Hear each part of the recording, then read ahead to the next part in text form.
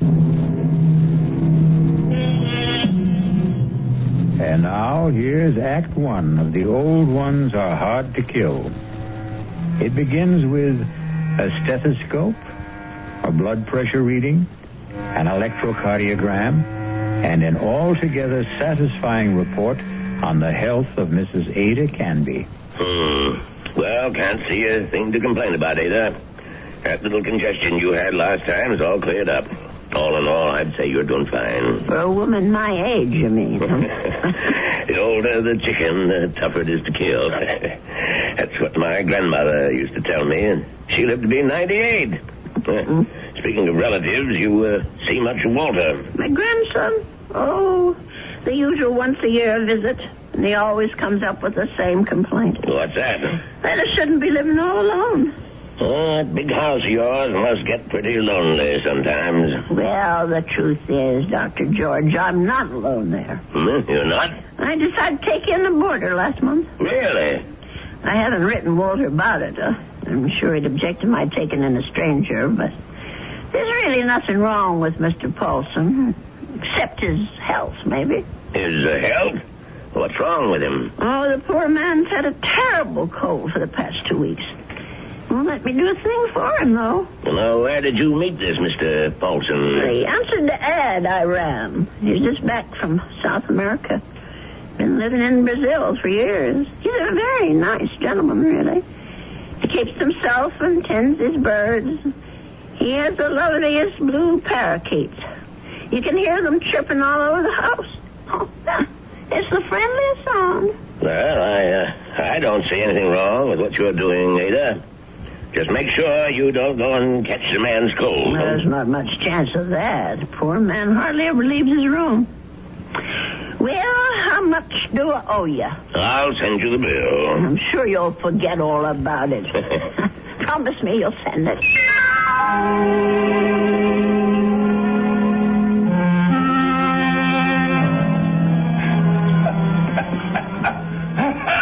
Oh, dear. Mr. Paulson? Are you all right? Yes, Mrs. Canby. I'm all right. That cough sounds worse than ever to me. Why don't you let me fix you a little hot milk and honey? No, thank you, Mrs. Canby. Thanks very much. I'm going to try to get some sleep. Well, all right, if you say so. I guess it's time I was in bed myself.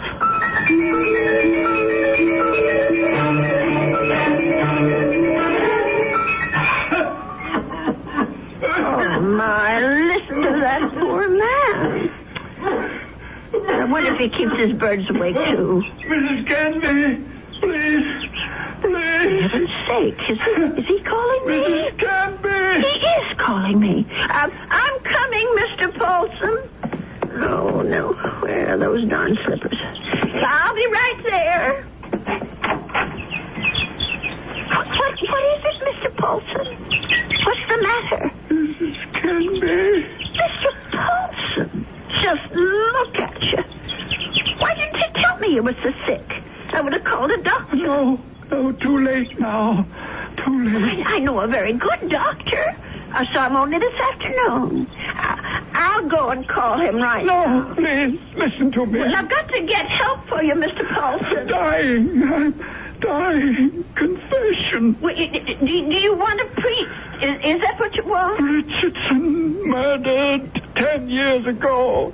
What? Murder. I did it. I killed him for money. I was paid. Did you hear me? Oh, Lord. Mr. Paulson, do you know what you're saying? Do you understand me? Lindell is innocent. I killed Richardson, not Lindell. Well, let me get help.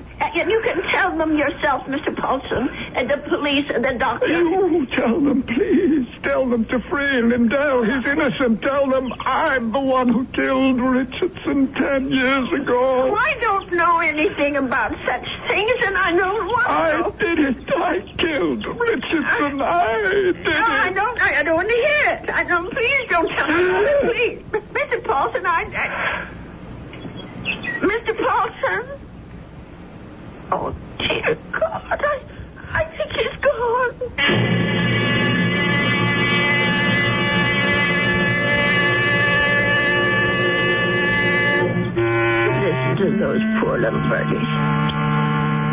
suppose they missed poor Mr. Paulson.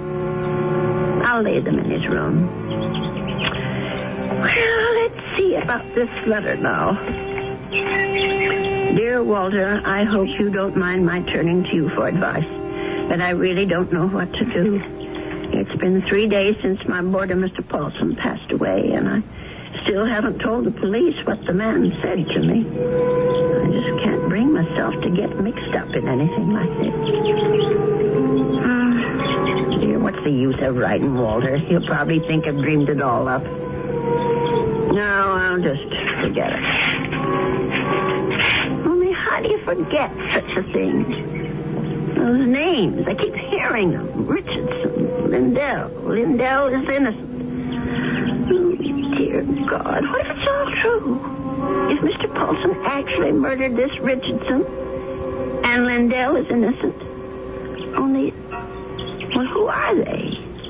I wonder if a telephone book, well, why not?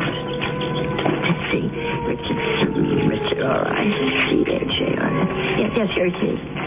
Oh, Lord, there's dozens of them. Well, I'll try Lindell. That wouldn't be as common, I don't suppose. Yes, here it is. There's only about half a dozen. Then oh, my heavens. Lindell and Richardson. Both names together. Lindell and Richardson Investments. 9 Concourse 4153132. I wonder if... Well, maybe it's the only way to be sure.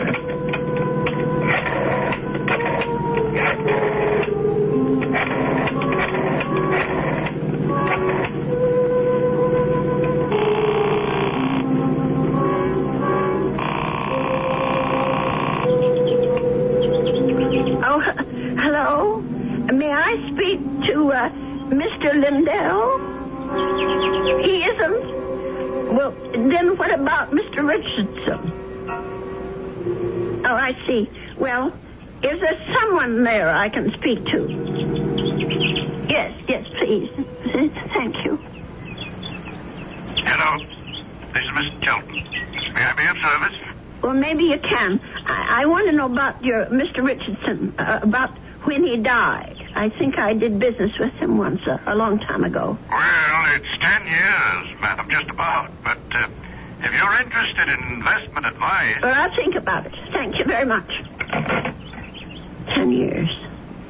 Well, it could be a coincidence. I guess it all depends on how he died.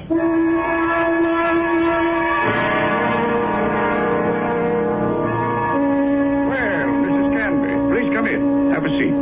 Thank you. Well, now, how can we be of help to you? Well, I didn't come here to get help, Mr. Shelton. I came to help you, as a matter of fact. Or rather, somebody you know. Who would that be? Mr. John Lindell, the man who was supposed to have murdered Mr. Richardson. I'm afraid I'm not following you. Well, it took me all week to find out what happened to those two men, and finally I found the story in the old newspaper room down at the library about Mr. Lindell being indicted for killing his partner.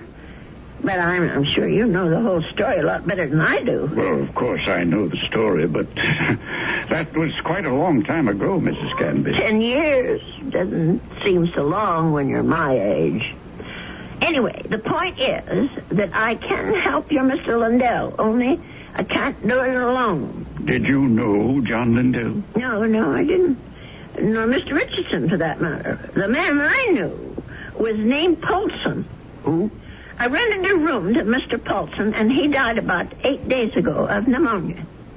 I was there when it happened. Well, that's unfortunate, but... Before he died, Mr. Paulson told me something about Mr. Richardson's murder.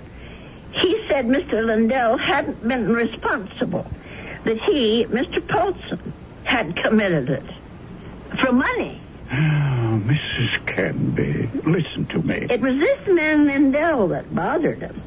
The fact that he was in prison for something he didn't do. I thought I should tell you this, Mr. Shelton, because you knew both of these gentlemen. It said so in the newspaper. Mrs. Canby, my dear woman. What? I don't know what silly story you heard, but it's completely wrong. There wasn't any question about what happened. This boarder of yours, whatever his name is, merely had an obsession. Well, just the same, I thought you could follow through on this business. Yeah. Tell the police. Because if it is true, Mr. Lindell should be freed. On evidence like that? Well, I don't know anything about evidence. I'm just telling you what I heard. Well, never mind. I suppose I should have told the police myself. Oh, wait, Mrs. Canby. Let me put your mind at rest. John Lindell is no longer in prison. He isn't? He's dead, Mrs. Canby. He's been dead for the last 3 years. Oh. He wasn't a young man when all this happened, when he accused his partner, Fred Richardson, of defrauding him and shot him dead. He died? In prison?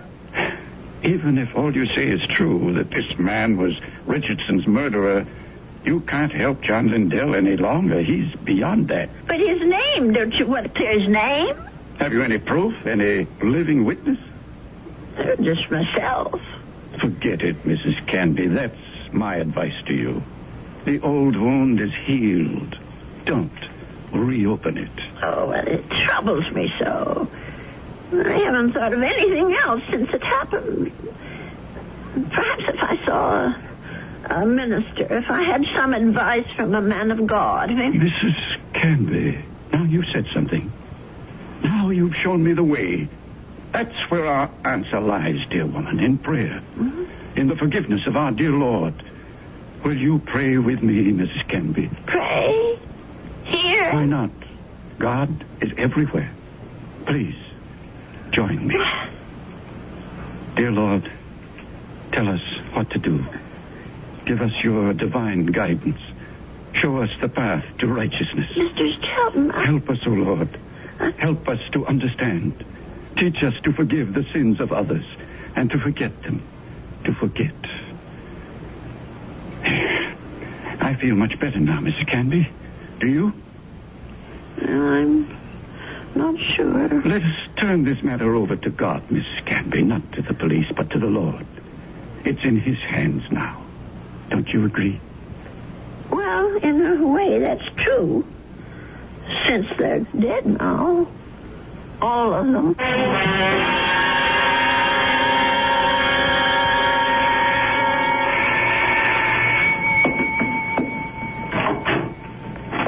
Yes? Mrs. Canby? Yes? My name's Stuart Winfield, Mrs. Canby. I understand you have a room for rent? Yes, I do. Well, I'm new in town. I just arrived from Philadelphia. I've been staying at a hotel, but I'd like something homier. Well, the room I have is $35 a week. I can't offer you any meals, but you can use the kitchen all you want. Well, that sounds good to me. Would you like to see the room? Yes, ma'am, I sure would. Well, come on in then. Thank you. By the way, how did you know I had a room for rent? I was going to place an ad this weekend. Oh, I guess someone at the hotel mentioned it. I forget just who. Say, this is a real fine old house, Mrs. Canby. Mm-hmm. I can see that I'm going to like this place. Just fine.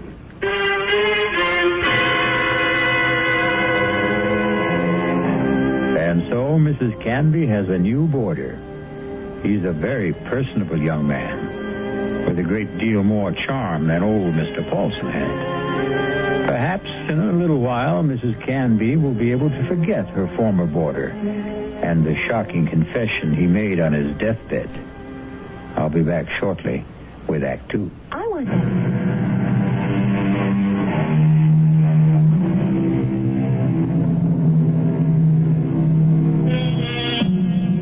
Stu Winfield took no time at all to make himself at home in Ada Canby's big old house. He loved everything about his room. The fine old four-poster bed, the crazy quilt that Ada herself had sewn up 40 years ago, the lace curtains on the window. He even loved Mr. Paulson's blue parakeets. But what he really seemed to like best was Mrs. Canby herself. Just take me 2 minutes to get these clean sheets on the bed. Here, let me give you a hand. No, I can manage. I've been making this bed for almost 50 years. 50? You've lived in this house that long? Moved in here when I got married back in 1919. My husband David bought it for us. Our only son Ralph was born in it. And you've lost them both? Yes, they're both dead, but I haven't lost them. Oh, yes, I understand, Mrs. Canby. I guess I feel that way about my mom. Your mother's dead? Yes, she died when I was 2. Oh. Listen, Mr. Winfield, are you sure you want these birds in your room? I could take them to the parlor if you want. No, I think they're great. I think everything's great about this house. But there is something you can do for me. What's that? Would you mind not calling me Mr. Winfield? Oh? That's what they call my father. My name's Stuart. Well, all right, Stuart.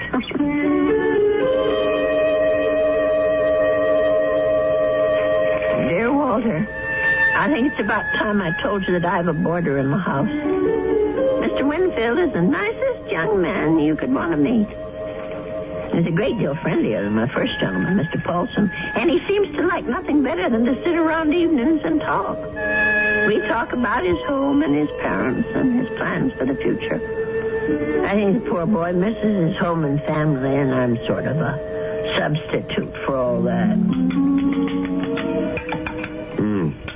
You know, it isn't really fair, Mrs. Canby. You said I had kitchen privileges, but that doesn't mean you have to cook for me. Well, it's a pleasure, Stuart. I haven't had anyone to cook for in years. You're kidding. You mean to say you cook this good without practice? Oh, you're just being nice. I'm sure that stew is just plain ordinary. It's terrific, no kidding. It tastes like, well, it tastes like home, if you know what I mean. It depends on whose home you mean. Well, my mom cooks stews like this. That's what I meant. Your mom? Well, but she died when you were only 2. Oh, well, I guess I didn't mean my mom exactly. I was thinking of my Aunt Martha. I mean, she's the one who sort of took over the cooking and stuff after my mother died. And my father's sister, you know? I see. Well, that was lucky that you had someone to take her place. Yeah, that's right. Excuse me. My, Stuart, you're not coming down with anything, are you? No, I'm fine. Just a little case of the sniffles. Listen, if your room isn't warm enough, I have an extra blanket. No, the room's just fine. Don't worry about it. Oh, you be sure now. I know I felt a little guilty about poor Mr. Paulson when he got sick. Maybe I didn't take good enough care of him. Paulson? Mm-hmm. Was that your former boarder, the bird lover? Yes, that was his name, the poor man. Tell me about him. Well, I don't really know that much about him. He lived here less than 2 months. Well, what sort of a guy was he? Well, very quiet. He kept to himself. Did you say he was from South America? I don't remember if I did or not. Well, you must have said it. Yes, of course. He was American, but he'd been living in Brazil. I don't know why exactly. Although, come to think of it, maybe I do. What do you mean? Well, it just occurred to me that Brazil might be just the place for someone who came into a lot of money and wanted to leave the country. I don't understand. Oh, my. I really think you are getting a cold, Stuart. I'm getting that blanket out this minute. Now, wait, Mrs. Canby. I'd rather hear about... Never mind. I don't want to take any chances. I'll be right back. Yes, Mrs. Canby.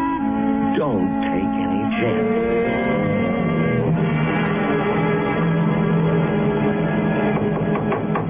Stuart? Yes? Come in. I brought you a tray, Stuart. Oh. No, you shouldn't have. You shouldn't have gone to all that trouble, Mrs. Canby. Wasn't the least bit of trouble. Besides, you've got to have some supper. Feed a cold and starve a fever. That's what I mean, I was going to come out to the kitchen and get myself a sandwich or something. You didn't have to bring it to me. Oh, look at that. Is that roast chicken? Well, that's what it's supposed to be. I hope it tastes all right. Noodle soup with dumplings. Mrs. Canby, you're spoiling me rotten. Do you know that? Yeah, I just thought it'd be a good idea if you stayed in bed and took it easy. You weren't planning to go out tonight, were you? No, I was just going to stay in and read for a while. Maybe watch television. Oh, that's good. Here, I'll just set this tray down. Oh, the service here is just too good. Oh, we never finished our talk the other day about that boarder of yours, Mr. Paulson. Well, there's not much to say about him, really. Well, you said something about his living in South America. You said you thought you understood why he was living there. Sounded real interesting. Well, the truth is, Stuart, there is something to tell about Mr. Paulson. Maybe you can help me feel better about it all. About what? I'm not going to tell you if you don't eat. All right, Mrs. Canby, I'll eat. Well, it happened just about 3 weeks ago.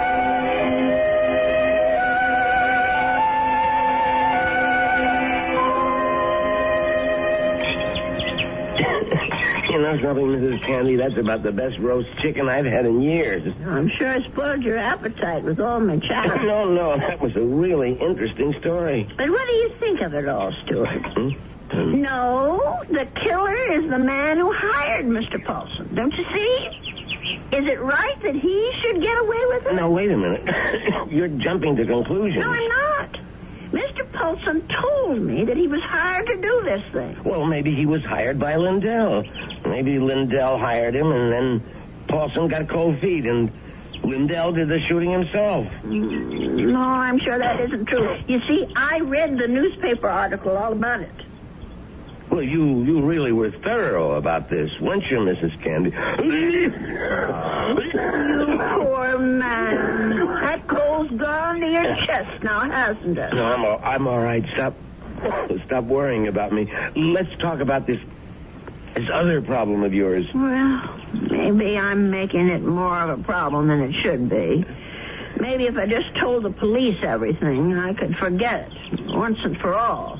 No, I really couldn't advise that, Mrs. Candy. Well, it said in the newspaper story that the two men were partners in that investment firm.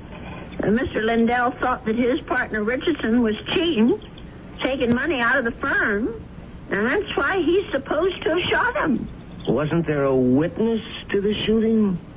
Why, yes, I think there was. Come to think of it, it was Mr. Shelton.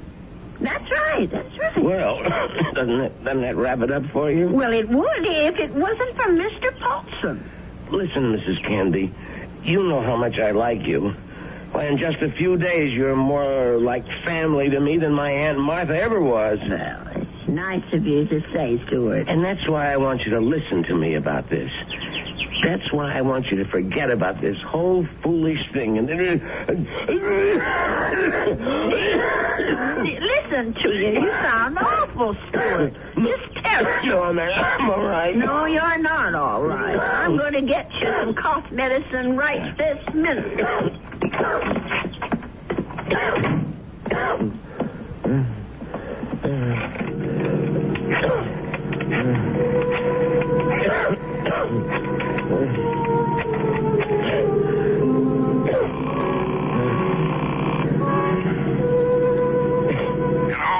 Mr. Shelton, it's me, Winfield. Well, what's happening? I think I better stick around for a few more days, Mr. Shelton. The old lady's beginning to get fidgety, if you know what I mean.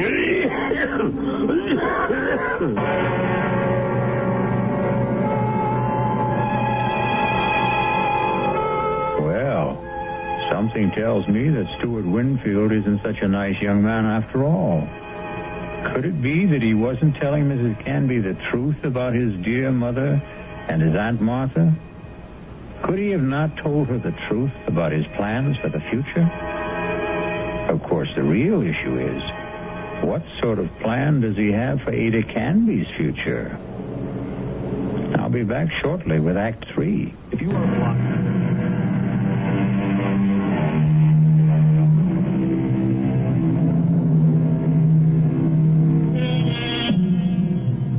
Mrs. Canby. She isn't sleeping well tonight.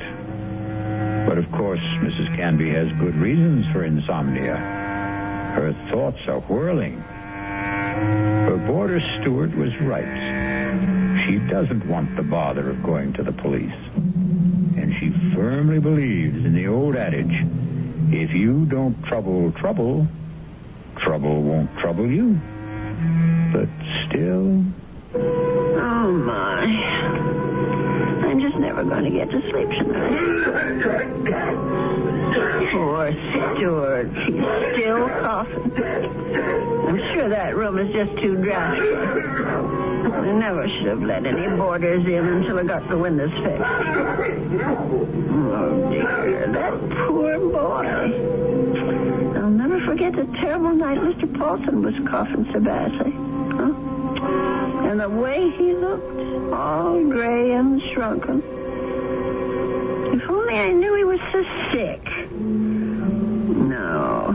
If only he'd never even come to this house. Mrs. Canby, I killed Richardson. I did it. Do I ever forget the sound of that man's voice? Lindell is innocent. Lindell is innocent. That poor man. All the years he spent in jail for something he didn't do. Let sleeping dogs lie, Mrs. Canby. My Aunt Martha always said, let sleeping dogs lie. Oh, if only I could get some sleep. Let us turn this matter over to God, Mrs. Canby. Not to the police. Not to the police. Not to the police. What a strange man he is, Mr. Shelton. The way he talked about God, praying at his desk. Of course, God is everywhere, but his desk. I killed Richardson. I murdered him for money. I was paid. Paid? Someone had to pay him. Mr. Paulson wasn't the only guilty one. Someone else was, too. Forget. Oh, dear Lord. Mr. Shelton. What did that newspaper article say? The chief witness against Mr. Lindell was Arnold Shelton. But how could he be a witness to something that never happened? How could he be? Oh, I'll have to tell someone. I'll have to talk to someone. Yes, I'll tell Stuart about it. In the morning.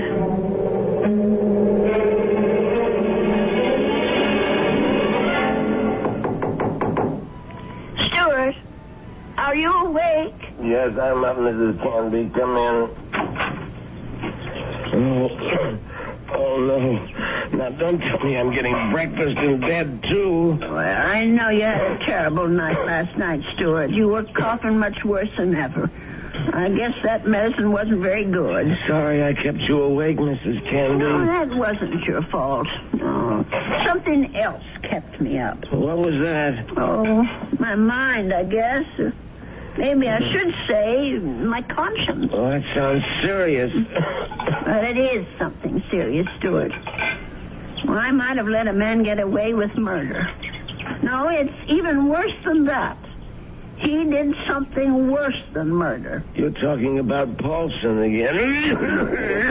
No, I'm talking about the man who hired Mr. Paulson.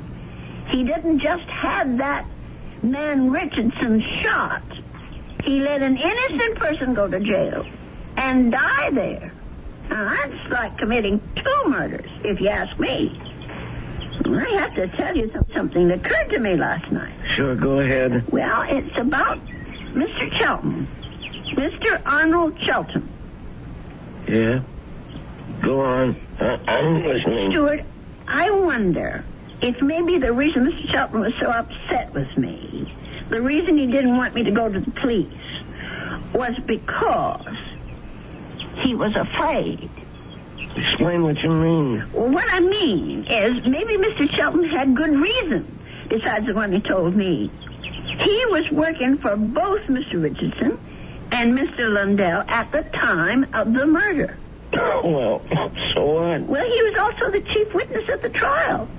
A witness for the prosecution. But he saw the shooting, didn't he? But that's just the point. He saw Mr. Lindell shoot Mr. Richardson. Well, that's not what you told me last time. I mean, that he was an eyewitness. No, that's right. He didn't actually see the shooting. He was miles away when it happened. I don't quite remember the details. There was something about a phone call, maybe? Yes, that's what it was. He claimed that Mr. Richardson was talking to him on the phone when Mr. Lindell showed up at his apartment. He said that Richardson cried out something about Lindell having a gun. And then he heard the shot. But how could that have happened if the gun was fired by Mr. Paulson? If, Mrs. Canby, that's the big little word, isn't it? If. But don't you see what I'm saying, Stuart? Arnold Sheldon had the most to gain. Gain? From what? From both these men leaving the firm. That'll leave the whole thing to him. All those customers, all the investments he handles, all the commissions, or whatever they call it. Are you accusing this guy Shelton of being the killer? Yes. It's the only answer, Stuart. Well, look, if that was the case, the police would have figured it out. But they didn't. There was nothing in the stories I read that pointed any suspicion at Mr. Shelton. I don't suppose it even occurred to them. And now, the company is all his. You don't call that evidence, do you? Well, then why didn't he let me go to the police? Why did he try so hard to talk me out of it?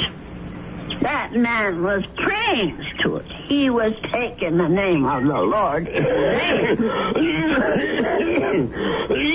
Oh, I'm sorry, Stuart. I'm so sorry. I won't bother you anymore. I know what I have to do anyway.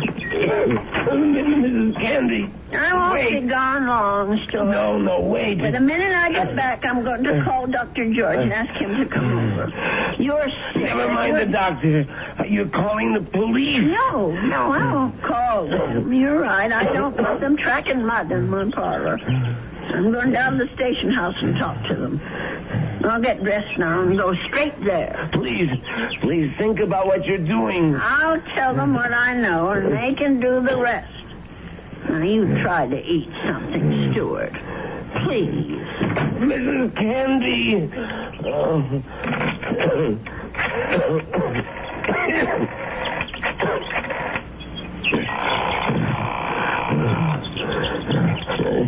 Sheldon? What is this, Winfield? I told you not to call me at the office. It's an emergency. You sound terrible. What's the matter with you?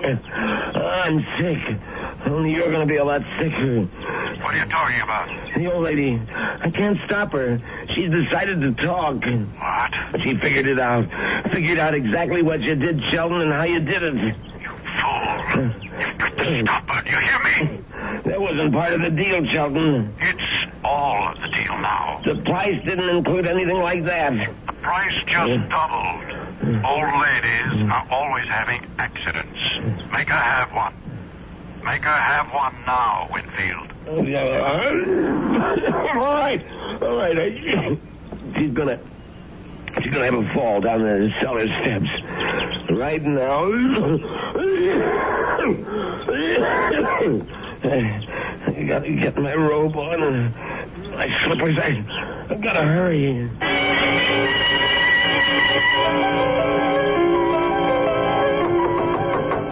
Stuart? Is that you? Open up, Mrs. Canby. Stuart Winfield, what are you doing out of bed? Now, you go right back there this second. I gotta talk to you, Mrs. Canby, before you go to the police. Just listen to you. You're all winded. You can hardly talk, Stuart. Now, go back to bed before you catch pneumonia, too. Now, don't go, Mrs. Canby. It would be better if you never went to the police. Better for you. Better for me. For you? I don't understand. Well, then I wouldn't have to hurt you, Mrs. Canby. That's what I mean. I wouldn't have to do anything bad to you. Stuart, what in the world are you talking about? Come on, old lady. Stuart! You're smart, all right. You really think things through. So now, think a little harder. You knew? Stuart, you knew about Mr. Paul? That's right. you're getting there, Mrs. Canby. That's why you rented it. That's why you were sent here. Just to watch you, Mrs. Canby. Just to see that you stayed sensible. Mr. Shelton, dear. I was hoping you'd never change your mind about calling the police. I didn't want this part of it. This isn't the part I like. Let me go, Just relax, Mrs. Canby. Just take it easy. Please, Why, you're as light as a feather, Mrs. Canby. Just like my Aunt Martha would have been if I had an Aunt Martha. Please, let me down. Please. We've got a date now, Mrs. Canby. Let me go. Let me go. Don't put up such a fight, Mrs. Canby. I'm sick, remember? Just shut your eyes. Please, shut your eyes and don't look down. Oh, God. Those stairs. Shut your eyes, old lady. They'll all be over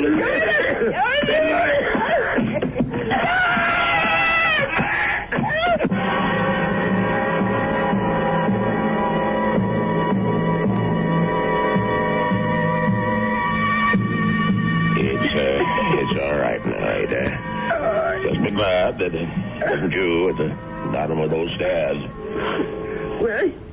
Will he be all right, Dr. George? Now, what do you want to worry about that man for? Truth is, his injuries don't amount to very much. A couple of broken ribs seem to be the worst of it. But he'll be a patient for some time before they can put him in prison where he belongs. Him and his friend. What was that man's name again? You mean Mr. Chelton? Have they arrested him? Yeah. That's what the police detective said. I don't understand. Stuart's injuries aren't serious. It's not the fall that made Winfield so sick. His case was diagnosed as simple pneumonia at first. And then I remembered about your first boarder. Nelson, was it? No, Paulson. Yes, Paulson. But he had pneumonia, too. He died of it. Oh, is pneumonia contagious? Yes, it is, but this disease was even more contagious. It's a pneumonia caused by a disease called stiches, better known as parrot fever. You get it from sick birds, like the parakeets in your spare room. Oh, no. Mr. Paulson's bird. Sorry, Ada, but they had to be taken out and destroyed. Oh, what a shame. There's one reason I feel sorry for them. They saved your life. Made Mr. Winfield too weak even to throw a little old lady down a flight of steps. Those poor little creatures. Yeah, but you can be grateful they didn't make you sick, too. Parrot fever is so contagious that no more than one person in 1,000 could be exposed to it and escape infection. It was pretty darn close to a miracle, Ada. They're hard to kill, Doctor. Remember? The old ones are hard to kill.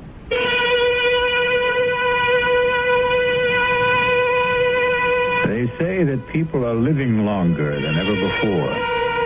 And when we look at Ada Canby, we can understand why. She's a tough old lady. So tough she could withstand the threats of man, beasts, and birds. So let that be a warning to all those who think that our senior citizens are easy prey for crime. Watch out. They may turn the tables on you. Or the stairs.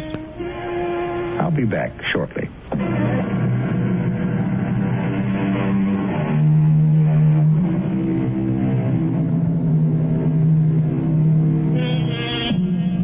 We have one final comment for you on behalf of Ada Canby and old people everywhere.